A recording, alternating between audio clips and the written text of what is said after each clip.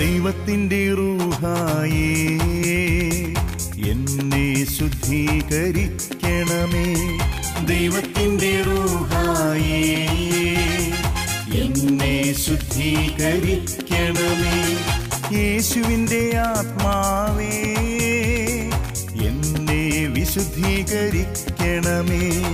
യേശുവിൻ്റെ ആത്മാവേ എന്നെ വിശുദ്ധീകരിക്കണമേ. തിരുരക്തത്താൽ കഴുകണമേ. യേശുവിൻ്റെ രക്തത്താൽ കഴുകണമേ. തിരുരക്തത്താൽ കഴുകണമേ. യേശുവിൻ്റെ രക്തത്താൽ കഴുകണമേ. ജ്ഞാനത്തിൻ്റെ പുസ്തകം 16:28, 25 മുതൽ 28 വരെ വാക്യങ്ങളാണ് നമ്മുടെ പ്രസംഗ വിഷയം. 28-ാമത്തെ വാക്യം ഇങ്ങനെ: ഇത് മനുഷ്യൻ സൂര്യ ഉദയത്തിന് മുമ്പ് ഉണർന്ന്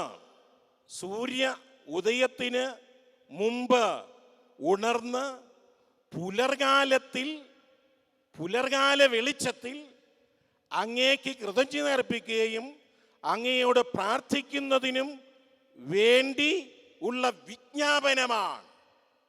വിജ്ഞാപനം എന്ന് പറഞ്ഞാൽ വിളംബരം ചെയ്യപ്പെട്ടിരിക്കുകയാണ്. എപ്പം നമ്മൾ എഴുതിയിരിക്കണം? സൂര്യ ഉദയത്തിന് മുമ്പ് ഉണർന്ന് പുലർകാല വെളിച്ചത്തിൽ ദൈവത്തിന് കൃതജ്ഞത അർപ്പിച്ച് അവിടുത്തോട് പ്രാർത്ഥിക്കണം. ശ്രദ്ധിച്ച കാര്യങ്ങള്, ജീവിതത്തിൽ ഇതേവരെ സൂര്യോദയം കാണാത്തവരുണ്ട്. സൂര്യനെല്ലാം ഉദിച്ച് എല്ലാം കഴിഞ്ഞിട്ടാണ് ചിലർ എഴുതിയിരിക്കുന്നത്. അങ്ങനെയല്ല ഇവിടെ പറയുന്നത്. സൂര്യ ഉദയത്തിന് മുമ്പ് എഴുന്നേറ്റ് ലൈറ്റ് ഇട്ടിട്ട് പ്രാർത്ഥിക്കാനാണ് പറയുന്നത്. പുലർകാല വെളിച്ചത്തിൽ ദൈവത്തിന് കൃതജ്ഞത അർപ്പിക്കണം. ദൈവത്തോട് പ്രാർത്ഥിക്കണം. സൂര്യോദയത്തിന് മുമ്പായിരിക്കണം. അപ്പം അതിരാവിലെ ഉണർന്ന് പ്രാർത്ഥിക്കണം. 119-ാം സങ്കീർത്തനം 147-ാമത്തെ വചനം എങ്ങനെയാ? അതിരാവിലെ ഉണർന്ന് ഞാൻ സഹായത്തിന് വേണ്ടി നിലവിളിക്കുന്നു. സൂര്യോദയത്തിന് മുമ്പ് എഴുന്നേറ്റ് ദൈവസന്നിധിയിൽ വലിയൊരു നിലവിളിയായി എൻ്റെ പ്രാർത്ഥന എത്തണം. കർത്താവേ, നീ അനുവദിക്കുന്നില്ലെങ്കിൽ ഈ പ്രഭാതം സായാഹ്നമാക്കാൻ എനിക്ക് കഴിയില്ല എന്ന് തിരിച്ചറിവ് എനിക്ക് തരണമേ എന്ന് പ്രാർത്ഥിക്കാൻ കഴിയണം. ഞാനൊരു കാര്യം ചോദിക്കട്ടെ, ദൈവത്തിൽ ആശ്രയിക്കാതെ അവനെ കൂടാതെ എനിക്ക് എന്തെങ്കിലും ചെയ്യാൻ പറ്റുമോ? എനിക്കകത്തേക്കെടുത്ത ശ്വാസം പുറത്തേക്ക് കളയണമെങ്കിൽ അവൻ്റെ സഹായം ആവശ്യമാണ്. ഇനി നമുക്ക് നാളെ കാണാം എന്ന് പറഞ്ഞ് യാത്ര പറയുന്നവർ നാളെ ഉണ്ടോ എന്നുറപ്പുണ്ടോ? അതാ പറയുന്നത്, നീ പുലർകാലത്തിൽ എഴുന്നേറ്റ് സൂര്യോദയത്തിന് മുമ്പ് സഹായത്തിന് വേണ്ടി അവനോട് നിലവിളിക്കണം. അവനൊരിക്കലും പരാജയപ്പെടില്ല. ഹല്ലേലൂയ. യേശു ക്രിസ്തു ജീവിതം കൊണ്ട് നമുക്ക് കാണിച്ചു തന്ന മാതൃകയാണിത്. യേശു അത് ചെയ്യേ ഇത് ചെയ്യേ എന്ന് പഠിപ്പിക്കുകയല്ല, താൻ ചെയ്തതെല്ലാം നമുക്ക് മാതൃകയാക്കാൻ അവിടുന്ന് കാണിച്ചു തന്നു. ഈശോ ഓരോന്നും ചെയ്യുമ്പോൾ പറയുന്നുണ്ട്, ഞാൻ ചെയ്തതുപോലെ നിങ്ങളും ചെയ്യേണ്ടതിന് ഞാൻ നിങ്ങൾക്ക് ഒരു മാതൃക തരുന്നു. അപ്പൊ ഇവിടെ സങ്കീർത്തകൻ പറയുന്നു, അതിരാവിലെ ഉണരണം, സഹായത്തിന് വേണ്ടി നിലവിളിക്കണം. Hallelujah, hallelujah. ഇതിലെ ഒരു വലിയ കാര്യം കിടപ്പുണ്ട്. മർക്കോസിന്റെ സുവിശേഷം 1-ാം അധ്യായം 35-36 വാക്യങ്ങൾ വളരെ പ്രധാനപ്പെട്ട ഒരു വചനമാണ്. മർക്കോസിന്റെ സുവിശേഷം 1-ാം അധ്യായം 35-36 വാക്യങ്ങൾ. യേശു ക്രിസ്തു അതിരാവിലെ ഉണർന്ന് ഒരു വിജന പ്രദേശത്ത് പോയി അവിടെ അവൻ പ്രാർത്ഥിച്ചുകൊണ്ടേയിരുന്നു. ഹല്ലേലൂയ. യേശുവിനറിയാം, പിതാവേ, നീ തരാതെ എനിക്കൊന്നുമില്ല. പിതാവേ, നീ പറയുന്നതല്ലാതെ എനിക്ക് പറയാനൊന്നുമില്ല.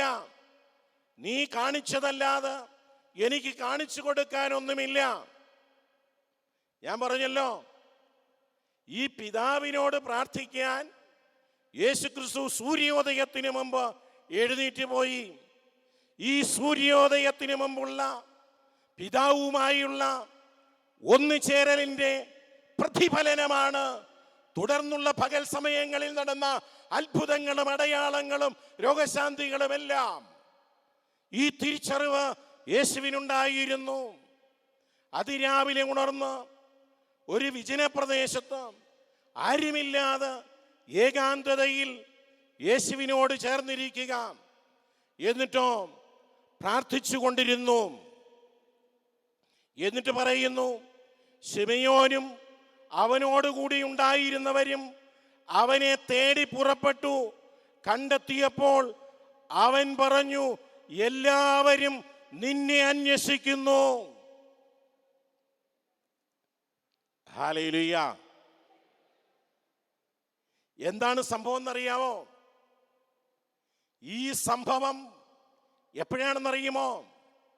യേശു പത്രോസിന്റെ അമ്മായിയമ്മയെ സുഖപ്പെടുത്തി. അവിടെ കരങ്ങളിൽ പിടിച്ചു. പനി അവളെ വിട്ടുമാറി. ആ പ്രദേശത്തുള്ളവരൊക്കെ അറിഞ്ഞു. കലശലായ പനി കയ്യെ തൊട്ടപ്പം മാറി. നാട്ടുകാരും ഗ്രാമത്തിലുള്ളവരും മുഴുവൻ സായാഹ്നമായപ്പോൾ യേശുവിൻ്റെ അടുത്തെത്തി. അനേകം രോഗികളും പിശാചുബാധിതരും ആയവരെ കൂട്ടിക്കൊണ്ട് വലിയ ജനക്കൂട്ടം അവൻ്റെ അടുത്ത് വന്നു. എന്നാൽ അവരെയെല്ലാം സുഖപ്പെടുത്തി. അത് പറയുന്നത് വചനമയച്ച് അവർ രോഗികളെ സുഖപ്പെടുത്തിയെന്ന. എന്നിട്ട് ആ രാത്രിയിൽ എനിക്ക് തോന്നുന്ന പത്രോസിന്റെ വീട്ടിൽ ഈശോ അന്തി ഉറങ്ങിയിരിക്കണം. പത്രോസും എല്ലാം കിടന്ന് നല്ല ഉറക്കമാ. അപ്പോൾ യേശു നേരം വെളുത്ത് ശിഷ്യന്മാര് നോക്കുമ്പോൾ യേശുവിനെ കാണാനില്ല. അപ്പൊ പിറ്റേ ദിവസം ഗ്രാമത്തിലുള്ള വലിയ ജനക്കൂട്ടം യേശുവിനെ അന്വേഷിച്ച് വന്നിരിക്കുകയാണ്. അപ്പൊ ശിഷ്യന്മാരോട് ചോദിച്ചു, യേശു എവിടെ? നിങ്ങളുടെ ഗുരു എവിടെ? അവരെല്ലാം തപ്പിയിട്ട് ഈശോയെ കാണുന്നില്ല. അപ്പൊ ശിമയോനും കൂടെയുണ്ടായിരുന്നവരും യേശുവിനെ അന്വേഷിച്ചു. അപ്പോ എന്തു സംഭവിച്ചു? അവനെ തേടി പുറപ്പെട്ടു. കണ്ടെത്തിയപ്പോൾ അവർ പറഞ്ഞു, കണ്ടെത്തിയത് എവിടാ? വിജനമായൊരു സ്ഥലത്ത് യേശു ഏകാന്തതയിൽ സൂര്യോദയത്തിന് മുമ്പ് ഇരുന്ന് പ്രാർത്ഥിക്കുകയാണ്. അപ്പൊ ഇവര് പറഞ്ഞത്, പ്രാർത്ഥന തടസ്സപ്പെടുത്തി. എന്നിട്ട് പറഞ്ഞു, വാ, നിന്നെ അന്വേഷിച്ചു വലിയ ജനക്കൂട്ടം വന്നിരിക്കുന്നു. ഈശോയ്ക്കറിയാം അവര് വന്നിരിക്കുന്ന കാരണം എന്താണെങ്കിലും അത് നിവൃത്തിയാക്കണമെങ്കിൽ ഞാൻ ഇവിടെ എൻ്റെ പിതാവിനോട് കൂടെ ഇരിക്കണം, അല്ലാതെ നടക്കില്ല. ഹല്ലേലൂയ.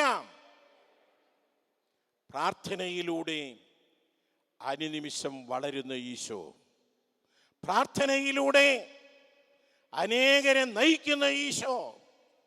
ഈശോ പറയുന്നു, ഞാൻ ചെയ്തതുപോലെ നിങ്ങളും ചെയ്യേണ്ടതിന് ഞാൻ നിങ്ങൾക്ക് ഒരു മാതൃക നൽകുന്നു. Price the Lord. സത്യം പറഞ്ഞാൽ ശിഷ്യന്മാരെ യേശു തിരഞ്ഞെടുത്തത് എന്തിനാ? ലോകമെമ്പാടും പോയി സുവിശേഷം പ്രസംഗിക്കാനാണ് എന്ന് നമ്മൾ കരുതും. അത് ശരിയാണ്. പക്ഷെ അതിനേക്കാൾ പ്രധാനപ്പെട്ട ഒരു കാര്യം സുവിശേഷം പറയുന്നുണ്ട്. അവൻ ഇവരെ തിരഞ്ഞെടുത്തു. മർക്കോസിന്റെ സുവിശേഷം 3:14-15 വാക്യങ്ങൾ. തന്നോട് കൂടെയായിരിക്കുവാൻ, പ്രസംഗിക്കാൻ ഐക്യപ്പെടുവാൻ, പിശാചുക്കളെ ബഹിഷ്കരിക്കുവാൻ അധികാരം നൽകുന്നതിന് അവൻ 12 അപ്പസ്തോലന്മാരെ തിരഞ്ഞെടുത്തു. വളരെ പ്രധാനപ്പെട്ട കാര്യം തന്നോട് കൂടെയായിരിക്കുക. പ്രാർത്ഥന എന്ന് പറഞ്ഞാൽ ദൈവത്തോട് കൂടെയായിരിക്കുക എന്നുള്ളതാണ്. ദൈവത്തോട് കൂടെയായിരിക്കുന്ന അല്ലെ പ്രാർത്ഥനയില്ലാതെ സുവിശേഷം പ്രസംഗിക്കാൻ പറ്റില്ല. ഒരു വ്യക്തിക്ക് ജീവിക്കാൻ പറ്റില്ല. ഇതാ പറഞ്ഞ വെള്ളത്തിൽ കിടക്കുന്ന മീനെ കരയിലെടുത്തിട്ടാൽ അത് അനുഭവിക്കുന്ന പീഡ എത്ര വലുതാണ്. അതുപോലെയാണ് ഈ ലോകത്തിൽ പ്രാർത്ഥനയില്ലാതെ ജീവിക്കുന്ന മനുഷ്യൻ അനുഭവിക്കുന്ന മനോവിധകള്. ഹല്ലേലൂയ. അപ്പൊ തന്നോട് കൂടെ ആയിരുന്നു കൊണ്ടായിരിക്കണം സുവിശേഷം പ്രസംഗിക്കേണ്ടത് എന്ന് ഈശോ പഠിപ്പിച്ചു. അശുദ്ധാത്മാക്കളെ ബഹിഷ്കരിക്കണം. ഇതിനുള്ള അധികാരങ്ങൾ നൽകുന്നതിന് ഇവരെ തെരഞ്ഞെടുത്തു. Hallelujah, hallelujah, hallelujah. ലൂക്കായുടെ സുവിശേഷം 9-ാം അധ്യായത്തിൽ മറ്റൊരു വചനം കിടപ്പുണ്ട്. 18-ാമത്തെ വാക്യത്തിൽ അവൻ ഒരിക്കൽ യേശു തനിയെ പ്രാർത്ഥിക്കുകയായിരുന്നു. ശിഷ്യന്മാരും അവൻ്റെ കൂടെ ഉണ്ടായിരുന്നു. Price the lord, hallelujah. അപ്പൊ ഈശോ തന്നെ പ്രാർത്ഥിച്ചു കൊണ്ടിരിക്കുന്നു. ശിഷ്യന്മാരെടുക്കുന്നു, അടുത്ത് വന്നിരിപ്പുണ്ട്. ശിഷ്യന്മാർ പ്രാർത്ഥിച്ചായിട്ട് പറയുന്നുണ്ടോ? ഈശോ പ്രാർത്ഥിച്ചു, ശിഷ്യന്മാരോ അടുത്ത് വന്നിരുന്നു. ഇതുകൊണ്ട് എന്ത് പ്രയോജനം? അവൻ ചെയ്തതുപോലെ ചെയ്യണ്ടേ? അല്ലെങ്കിൽ ശിഷ്യന്മാര് പ്രാർത്ഥിച്ചു, ശിഷ്യന്മാരും ഈശോയും കൂടെ ഒന്നിച്ച് പ്രാർത്ഥിച്ചെന്ന് എഴുതണമായിരുന്നു. യേശു തനിയെ പ്രാർത്ഥിച്ചിരുന്നു, ശിഷ്യന്മാരോ കൂടെ ഉണ്ടായിരുന്നു. കൂടെ ഉണ്ടായിരുന്നുകൊണ്ട് വലിയ ഗുണം വല്ലതും ഉണ്ടോ? ചിലർ പള്ളിയിൽ പോയി ചുമ്മാ കുത്തിയിരിക്കും, ഒരു ഗുണവും ഇല്ല. ആരാധനയ്ക്ക് എഴുന്നള്ളിക്ക് വെക്കും, അവിടെ നിന്ന് ഉറക്കം തൂങ്ങും, വല്ല ഗുണമുണ്ടോ? എല്ലാവരും പ്രാർത്ഥിക്കുമ്പോൾ നമ്മളവിടെ പോയി ചുമ്മാതിരിക്കും. Hallelujah, hallelujah. മർക്കോസിന്റെ സുവിശേഷം 6-ാം അധ്യായം 45-47 വാക്യങ്ങൾ വളരെ പ്രധാനപ്പെട്ടൊരു കാര്യമാണ്. താൻ ജനക്കൂട്ടത്തെ പിരിച്ചു വിടുമ്പോഴേക്കും വഞ്ചിയിൽ കയറി തനിക്ക് മുമ്പ് മറുകരയുള്ള ബെസായിലേക്ക് പോകുവാൻ അവൻ ശിഷ്യന്മാരെ നിർബന്ധിച്ചു. ഹല്ലേലൂയ. ഒത്തിരി ജനക്കൂട്ടം ഈശോയുടെ ചുറ്റും കൂടിയിരിക്കുക. അപ്പൊ ശിഷ്യന്മാരോടെയുണ്ട്. അപ്പൊ യേശു ശിഷ്യന്മാരെ വിളിച്ചിട്ട് പറഞ്ഞു, നിങ്ങൾ വഞ്ചിയിൽ കഴുകി നേരെ വഞ്ചി മറുകരയിലെ ബെസ്തയിലേക്ക് പൊക്കോളാൻ പറഞ്ഞു. ബെസ്തയ കുളക്കരയിലെ രോഗിയില്ലേ, അവിടെ സൗഖ്യമൊക്കെ ചെയ്യുന്നുണ്ട്. ബെസ്സയിലേക്ക് പോകാൻ പറഞ്ഞു, ബെസ്സയിലേക്ക്. എന്നിട്ട് പോകുവാൻ ശിഷ്യന്മാരെ നിർബന്ധിച്ചു. കാരണം ശിഷ്യന്മാര് പോകുന്നില്ല. ഈ ജനക്കൂട്ടം ഈശോയുടെ ചുറ്റും നിൽക്കുമ്പം പക്കമേളം അടിച്ച് ഇതിൻ്റെ ചുറ്റും അവർ നിൽക്കുക. ഈശോ ശിഷ്യന്മാരെ വിളിച്ചു, നിങ്ങൾ വഞ്ചി കയറി നേരെ അക്കരയ്ക്ക് വെക്കോ, അവിടെ ചെന്ന് അവിടെ ഇരിക്കേ, ഞാൻ വന്നേക്കാം എന്ന് പറഞ്ഞപ്പം അവർക്ക് താല്പര്യമില്ല പോകാൻ. ഇവരെ ഈശോയുടെ കൂടെ ഒന്ന് രോഗശാന്തി കൊടുക്കാനോ പ്രാർത്ഥിക്കാനോ ഒന്നല്ല. ഇങ്ങനെ വലിയ കാര്യങ്ങളൊക്കെ നടക്കുമ്പോൾ അതിനിടയിൽ ഇങ്ങനെ ചുറ്റിപ്പറ്റിയൊക്കെ നടക്കുന്ന വലിയ കാര്യമല്ലേ. അപ്പൊ ഈശോ നിർബന്ധപൂർവം അവരോട് അവിടുന്ന് പോകാൻ പറഞ്ഞു, നേരെ പോയിക്കൊള്ളാൻ പറഞ്ഞു. എന്നിട്ട് ഇവരെ വഞ്ചി കയറ്റി അകരയ്ക്ക് പോകാൻ പറഞ്ഞു. എന്നിട്ട് അവശേഷിച്ചിരുന്ന ആളുകൾക്ക് പ്രാർത്ഥനയൊക്കെ കൊടുത്ത് അവരെ ആശ്വസിച്ച് അവരെയും വിട്ടു. ഇപ്പൊ ആരുണ്ടവിടെ?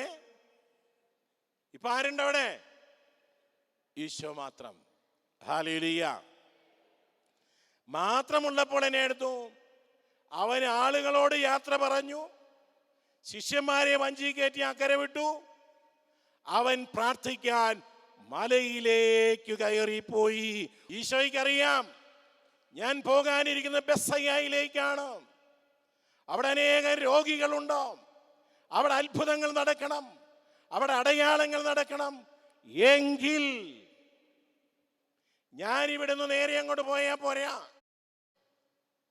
ഇപ്പോൾ ഞാൻ നടത്തിയ ശുശ്രൂഷ വലിയ അനുഗ്രഹമായിരുന്നു. ഒത്തിരി പേർക്ക് അനുഗ്രഹം ലഭിച്ചു, സൗഖ്യം ലഭിച്ചു. അവർക്കെല്ലാം ആശ്വാസം ലഭിച്ച് അവരെ പറഞ്ഞു വിട്ടു. എന്നിട്ട് നേരെ അക്കരയോട്ട് പോയി പ്രസംഗിച്ചാൽ മതിയോ? അടുത്ത ശുശ്രൂഷയ്ക്ക് ഇനി പവർ സ്വീകരിക്കണം. അതിന് ശിഷ്യന്മാരിടയ്ക്ക് കൊണ്ടുപോകണമെന്ന് പറഞ്ഞുകൊണ്ടിരിക്കും. അതുകൊണ്ടാണ് പറഞ്ഞു നിങ്ങൾ പൊക്കോളാൻ പറഞ്ഞു. എന്നിട്ട് ഈശോ എന്നെ ചെയ്തു? ആളുകളെ യാത്രയാക്കി മലയിൽ കയറി അവൻ പ്രാർത്ഥിച്ചുകൊണ്ടേയിരുന്നു. Hallelujah, hallelujah. ഓരോ ശുശ്രൂഷയ്ക്കും മണിക്കൂറുകളുടെ പ്രാർത്ഥനയുടെ പിൻബലവും ശക്തിയും ഉണ്ടാകണം. നമുക്ക് പലപ്പോഴും പറ്റുന്ന അബദ്ധം, നമ്മൾ ഇതിനു മുമ്പ് ചെയ്ത ശുശ്രൂഷകളുടെ വിജയത്തിൽ നമ്മൾ ആശ്രയിക്കും. എന്നിട്ടോ വീണ്ടും ശുശ്രൂഷയ്ക്ക് പോകും. ശുശ്രൂഷയുടെ ക്ലൈമാക്സിൽ സംഭവിച്ച വിജയങ്ങളിൽ ആശ്രയിക്കാതെ ഓരോ ശുശ്രൂഷയിലും ദൈവത്തിൻ്റെ ശക്തിയും ദൈവത്തിൻ്റെ കൂടെയായിരിക്കലും ആണെങ്കിൽ മാത്രമേ നമ്മുടെ ശുശ്രൂഷയിൽ ദൈവം മഹത്വപ്പെടുകയുള്ളൂ. ഹല്ലേലൂയ. ഒരു പക്ഷേ കേൾവിക്കാർ അനുഗ്രഹിക്കപ്പെട്ടാലും ശുശ്രൂഷകൻ അധപ്പതിക്കാൻ സാധ്യത ഇവിടെയാ. Hallelujah, hallelujah, hallelujah. മത്തായിയുടെ സുവിശേഷം 14:23 വാക്യം ഇങ്ങനെ പറയുകയാണ്: ജനക്കൂട്ടത്തെ പിരിച്ചുവിട്ട ശേഷം ഏകാന്തതയിൽ പ്രാർത്ഥിക്കുവാൻ മലയിലേക്ക് അവൻ കയറിപ്പോയി. രാത്രിയായപ്പോഴും അവൻ അവിടെ തനിച്ചായിരുന്നു. രാത്രിയുടെ യാമങ്ങൾ തനിച്ചിരുന്ന് പ്രാർത്ഥിക്കുന്ന ഈശോ, സൂര്യോദയത്തിന് മുമ്പ് എഴുന്നേറ്റ് പ്രാർത്ഥിക്കുന്ന ഈശോ, ഈ ഈശോയെ അല്ല നമ്മൾ കണ്ടുകൊണ്ടിരിക്കുന്നത്. നമ്മൾ കാണുന്നത് അത്ഭുതങ്ങൾ നടക്കുന്ന ഈശോ, വെള്ളത്തിന് മീതെ നടക്കുന്ന ഈശോ, ലാസറിനെ ഉയർപ്പിക്കുന്ന ഈശോ, കുരുടനെ സുഖപ്പെടുത്തുന്ന ഈശോ. ഇതിൻ്റെ പിന്നിൽ എന്താണെന്നുള്ളത് നമ്മൾ ചിന്തിച്ചിട്ടുണ്ടോ? മണിക്കൂറുകൾ ആരും അറിയാതെ ഏകാന്തതയിൽ രാത്രിയുടെ യാമങ്ങളും പ്രഭാതത്തിലും ദൈവത്തോട് ചേർന്ന് ചെലവഴിക്കുന്ന യേശുക്രിസ്തുവിനെയാണ് നാം അറിയേണ്ടത്. ഞാൻ ചെയ്തതുപോലെ നിങ്ങളും ചെയ്യേണ്ടതിന് ഞാൻ നിങ്ങൾക്ക് മാതൃക തരുന്നു. ഹല്ലേലൂയ. വീണ്ടും നമ്മൾ കാണുന്നുണ്ട് മർക്കോസിന്റെ സുവിശേഷം 14:11-24. അതിനാൽ ഞാൻ നിങ്ങളോട് പറയുന്നു, പ്രാർത്ഥിക്കുകയും യാചിക്കുകയും ചെയ്യുന്നത് എന്തും നിങ്ങൾക്ക് ലഭിക്കും എന്ന് നിങ്ങൾ വിശ്വസിക്കണം. നിങ്ങൾ എന്ത് പ്രാർത്ഥിച്ചാലും യാചിച്ചാലും അത് ലഭിക്കും എന്ന് നിങ്ങൾ വിശ്വസിക്കണം. ഒരു കാര്യം അവൻ്റെ ഇഷ്ടത്തിനനുസരിച്ച് ചോദിക്കണം. നമ്മുടെ ഇഷ്ടത്തിനനുസരിച്ചല്ല ചോദിക്കേണ്ടത്. യോഹന്നാന്റെ 1-ാം ലേഖനം 5:14-15 വാക്യങ്ങൾ പറയുന്നു, അവൻ്റെ ഇഷ്ടത്തിനനുസൃതമായി എന്തെങ്കിലും ഞാൻ ചോദിച്ചാൽ അവിടുന്ന് നമ്മെ കേൾക്കും എന്നതാണ് നമുക്ക് അവനിലുള്ള ഉറപ്പ്. അവൻ്റെ ഇഷ്ടത്തിനനുസൃതമായി ചോദിക്കണം. നമ്മുടെ അപേക്ഷ അവിടുന്ന് കേൾക്കുമെന്ന് നമുക്കറിയാമെങ്കിൽ നാം ചോദിച്ചത് കിട്ടിക്കഴിഞ്ഞു എന്ന് വിശ്വസിക്കണം. Hallelujah, hallelujah. തടത്തിലച്ഛൻ എന്തെങ്കിലും ഇവിടെ വന്നിരുന്നല്ലേ? അച്ഛൻ എന്നോട് പറയും, 8-ാം ക്ലാസ്സിൽ പഠിക്കുമ്പം അച്ഛൻ തീരുമാനമെടുത്തു ഞാൻ അച്ഛനാവുമെന്ന്. എന്നിട്ട് ക്യാമ്പിനും പോയില്ല, ഒന്നും പോയില്ല. 8-ാം ക്ലാസ് തൊട്ട് ഒരു അച്ഛനാണെന്നും പറഞ്ഞ് നടക്കുക. അച്ഛനൊരു ഉറപ്പുണ്ടായിരുന്നു, ഞാൻ അങ്ങയോട് പ്രാർത്ഥിച്ചിട്ടുണ്ട് എന്നെ അച്ഛനാക്കുമെന്ന്. ഞാൻ അച്ഛനാന്നങ്ങ് വിചാരിക്കുക. അങ്ങനെ വിചാരിച്ച് അവസാനം അച്ഛനായി. ഹല്ലേലൂയ. ഏത് കാര്യമാണെങ്കിലും ഞാൻ പ്രാർത്ഥിക്കുമ്പോൾ ദൈവഹിതത്തിനനുസരിച്ച് ചോദിക്കണം. എനിക്ക് ദൈവത്തിന് ഇഷ്ടമില്ലാത്തത് എനിക്ക് തരണേ എന്ന് പറഞ്ഞ് ഞാൻ പ്രാർത്ഥിച്ചാൽ ദൈവം എനിക്ക് തരുമോ? തരത്തില്ല. അപ്പൊ ദൈവത്തിന് ഇഷ്ടമുള്ളത് ചോദിക്കണം. Hallelujah, hallelujah. ഇനി അടുത്തത് അപ്പസ്തോലൻ. നമ്മൾ ഒന്നിച്ച് പ്രാർത്ഥിച്ചാൽ എന്തെങ്കിലും സംഭവിക്കുമോ? നമ്മളിവിടെ എല്ലാവരും കൂടെ ഇരുന്ന് പ്രാർത്ഥിച്ചാൽ എന്തെങ്കിലും സംഭവിക്കുമോ? ഒന്നും സംഭവിക്കും. എന്ത് സംഭവിക്കും? നോക്കിയേ, അപ്പസ്തോല നടപടി 4:30-31 വാക്യങ്ങൾ. അവിടെ എഴുതിയിരിക്കുന്നത് ഇങ്ങനെയാണ്: ശിഷ്യന്മാരെല്ലായിടത്തും പോയി ദൈവരാജ്യത്തിന്റെ സുവിശേഷം പ്രസംഗിക്കുക. പോയ വഴി ഒത്തിരി പീഡകളുണ്ടായി, മർദ്ദനങ്ങളുണ്ടായി. യേശുവിന്റെ നാമം പ്രസംഗിച്ചാൽ കൊന്നുകളയുമെന്നൊക്കെ പറഞ്ഞു. അവര് ഒരു വിധത്തിൽ രക്ഷപ്പെട്ട് കൂട്ടായ്മയിലേക്ക് വന്നു. എവിടെയാ വന്നത്? നമുക്കൊരു കൂട്ടായ്മയുണ്ടാവണം. കൂട്ടായ്മയിൽ വന്ന് അവരോട് അത് പങ്കുവെച്ചപ്പോൾ അവർ പറഞ്ഞു നമുക്ക് എല്ലാവരും കൂടെ പ്രാർത്ഥിക്കാം. അവരെല്ലാവരും കൂടെ ഇങ്ങനെ പ്രാർത്ഥിച്ചു: അതിനാൽ കർത്താവേ, അവരുടെ ഭീഷണികളെ അവിടുന്ന് ശ്രദ്ധിക്കണമേ. ദൈവമേ, നിന്റെ പുത്രന്റെ വചനം പ്രസംഗിക്കാൻ പോയ ഇവർക്ക് ഒത്തിരി ഭീഷണികളുണ്ടായി. എന്നിട്ട് ഇവർ കൂട്ടായ്മയെ പ്രാർത്ഥിക്കുക: അതിനാൽ കർത്താവേ, അവരുടെ ഭീഷണികളെ അവിടുന്ന് ശ്രദ്ധിക്കണമേ. യേശു ക്രിസ്തുവിന്റെ നാമത്തിൽ രോഗശാന്തികളും അടയാളങ്ങളും അത്ഭുതങ്ങളും സംഭവിക്കുന്നതിനായി അവിടുത്തെ കൈകൾ നീട്ടണമേ. അവിടുത്തെ വചനം പൂർണ്ണ ധൈര്യത്തോടെ പ്രസംഗിക്കുവാൻ ദാസരെ അനുഗ്രഹിക്കണമേ. അടുത്ത വചനം എന്താ? പ്രാർത്ഥന കഴിഞ്ഞപ്പോൾ അവർ സമ്മേളിച്ചിരുന്ന സ്ഥലം കുലുങ്ങി. ഭൂമി കുലുങ്ങും പ്രാർത്ഥിച്ചാൽ. നമ്മൾ പ്രാർത്ഥിച്ചു കഴിയുമ്പോൾ നമ്മൾ ഇരുന്ന സ്ഥലം കുലുങ്ങാറുണ്ടോ? നമ്മൾ കുലുങ്ങുമായിരുന്നു അല്ലേ? കുലുങ്ങിയിട്ടുണ്ടോ? ഭയങ്കര ശക്തിയാണ്. കൂട്ടായ്മയിൽ ഒരുമിച്ച് പ്രാർത്ഥിച്ചു. പ്രാർത്ഥന കഴിഞ്ഞപ്പോൾ അവർ ഒരുമിച്ച് കൂടിയ സ്ഥലം കുലുങ്ങി. പൗലോസും സീലാസും കാരാഗൃഹത്തിൽ പ്രാർത്ഥിച്ചു. കാരാഗൃഹത്തിന് അടിത്തറ ഇളകി, ഭൂകമ്പമുണ്ടായി. Praise the lord. ഹല്ലേലൂയ, ഹല്ലേലൂയ. അവർ എല്ലാവരും പരിശുദ്ധാത്മാവിനാൽ പൂരിതരായി. ഓരോ കൂട്ടായ്മയിലും ഒരുമിച്ച് പ്രാർത്ഥിക്കുമ്പോൾ കിട്ടുന്ന വലിയ അഭിഷേകമാണിത്. Hallelujah, hallelujah. ലൂക്കായുടെ സുവിശേഷം 22:40. അവൻ അവരോട് പറഞ്ഞു, പരീക്ഷയിൽ അകപ്പെടാതിരിക്കാൻ ഉണർന്നിരുന്ന്. ഞാൻ പറഞ്ഞല്ലോ, പ്രാർത്ഥന കുറയുമ്പോൾ പരീക്ഷണങ്ങളെ അതിജീവിക്കാൻ പറ്റില്ല. പ്രതിരോധ ശക്തി മനുഷ്യനിൽ കുറയുമ്പോൾ ലോകത്തിലുള്ള സകല രോഗവും അവരുടെ മേൽ വരും. നമ്മുടെ പവർ പ്രാർത്ഥനയാണ്. ഒന്നിനും നമ്മളെ തൊടാൻ പറ്റുന്നില്ല. ഹല്ലേലൂയ. നന്നായിട്ട് പ്രാർത്ഥിച്ചാൽ സ്വർഗം കാണാൻ പറ്റും. ഹല്ലേലൂയ. സ്വർഗം കാണണമെന്ന് ആഗ്രഹമുണ്ടോ? എസ്തപ്പാനോസ് അപ്പോസ്തലനോട് 7:54 മുതൽ വാക്യങ്ങള്. എസ്തപ്പാൻ എന്ത് ചെയ്തു? കരങ്ങളുയർത്തി പ്രാർത്ഥിച്ചു. ആളുകൾ അവനെ കല്ലെറിഞ്ഞു. പക്ഷെ സ്വർഗം രണ്ടായി തുറന്നു. യേശു പിതാവിന്റെ വലതു ഭാഗത്തിരിക്കുന്നത് അവൻ കണ്ടു. ഓ, സ്വർഗം കാണാം.